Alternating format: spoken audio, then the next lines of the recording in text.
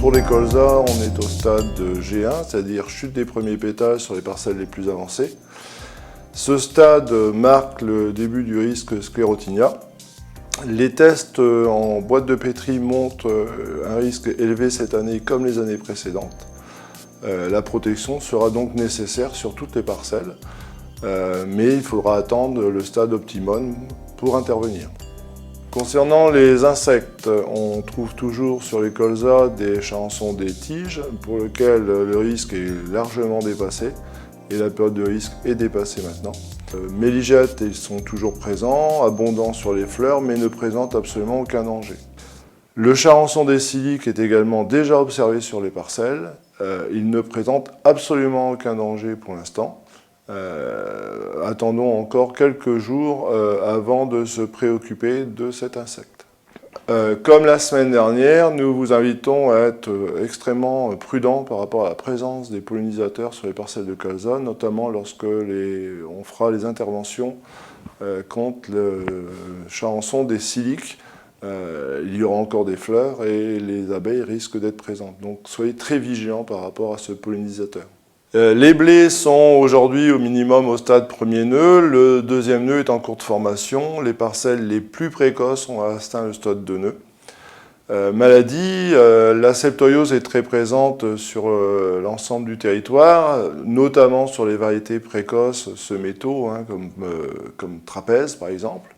Par contre, sur des variétés peu sensibles de type baroque, cette maladie est moins présente.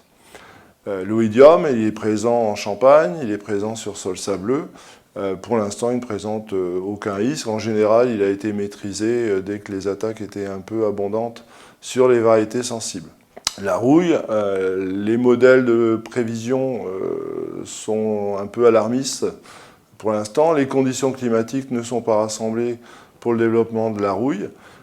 Soyez malgré tout très vigilants par rapport à cette maladie, et notamment sur les variétés sensibles, et puis dans les lieux abrités, où l'humidité matinale reste présente assez longtemps. Insectes, on note quelques présences de pucerons sur feuillage qui ne présentent aucun risque pour la culture, donc aucune intervention n'est justifiée. On trouve et on observe de plus en plus de foyers de jaunisse nanisante de l'orge sur les parcelles de blé. Ça concerne essentiellement soit des parcelles semétaux, soit des parcelles qui n'ont pas été protégées contre les pucerons à l'automne, soit par un traitement de semences, soit par une intervention en végétation. Les ronds et les décolorations sur les parcelles sont de plus en plus visibles. Aucune intervention n'est nécessaire. Il est trop tard. Alors, orge d'hiver, les stades observés vont du premier nœud au troisième nœud, voire au-delà. Pour certaines parcelles, la dernière feuille est pointante. Au niveau sanitaire, la situation reste saine. Les parcelles ont bien souvent été protégées entre le stade 1 nœud et 2 nœuds. Donc aujourd'hui, les choses restent stables.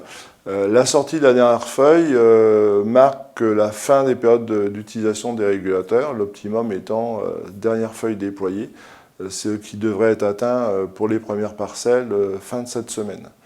Insectes, rien à signaler pour l'instant, la situation est plutôt favorable aujourd'hui. Orge de printemps, les stades sont très hétérogènes, puisqu'on est du stade 3 feuilles à débutalage pour les parcelles. Aujourd'hui, rien n'est observé sur les parcelles d'orge de printemps. La situation est saine. Seul souci ou inquiétude, l'hétérogénéité des stades aujourd'hui observés. Les pois protéagineux de printemps, ils sont au stade deuxième étage foliaire. Ils poussent assez rapidement. Alors, on observe sur les pois des thrips, mais le stade de sensibilité est dépassé. Par contre, depuis une semaine, les attaques de cytones se généralisent. Pratiquement, on a 80% des parcelles sur lesquelles on observe des morsures de cytones. Les attaques, pour l'instant, restent faibles, mais il faut surveiller les parcelles. On peut s'attendre à une explosion des attaques avec une remontée des températures. Le seuil d'intervention est au-delà de 10 encoches par feuille. Aujourd'hui, on est largement en dessous de ce seuil. Donc pour l'instant, aucune intervention préventive n'est nécessaire, mais il faudra rester vigilant dans les jours qui viennent. Maladie, on note quelques parcelles avec du mildiou, sans doute des défauts de traitement de semences, mais pour l'instant, aucune intervention n'est justifiée et n'est nécessaire. Févroles de printemps, elles sont du stade levé au stade 3 feuilles. On observe aussi pas mal de dégâts de cytone sur la févrole, mais la croissance étant très rapide, ces dégâts sont négligeables. On ne connaît pas d'ailleurs de seuil de nuisibilité du cytone sur la févrole, donc aucune intervention n'est nécessaire pour l'instant. De la même façon, on trouve des trips pour lesquels on ne connaît pas de nuisibilité sur la culture. Souci majeur, mais commun aux pois et aux févroles, des dégâts d'oiseaux, notamment de pigeons, qui sont régulièrement signalés sur des zones de parcelles à levée plus tardive ou plus lente. Cet oiseau reste un souci majeur sur les semis de printemps et notamment sur les pois, pour lesquels on trouve des gros stationnements d'oiseaux. Les attaques de limaces sont observées aussi sur pois et sur févroles. Aujourd'hui, ces attaques ne justifient pas de nouveaux semis, ou très rarement. En tout cas, soyez vigilants par rapport à ces dégâts, sur des semis notamment en sol argileux, où les levées se font difficilement, où les plantes sont peu nombreuses. Soyez très attentifs à ça, installez des pièges et puis évaluez le risque par rapport à ça, sachant qu'une févrole à 4-5 cm n'est plus sensible aux limaces, et un pois à 3-4 feuilles est également plus sensible à ces attaques. Les betteraves, les levées sont bien en cours, les betteraves sont assez régulières.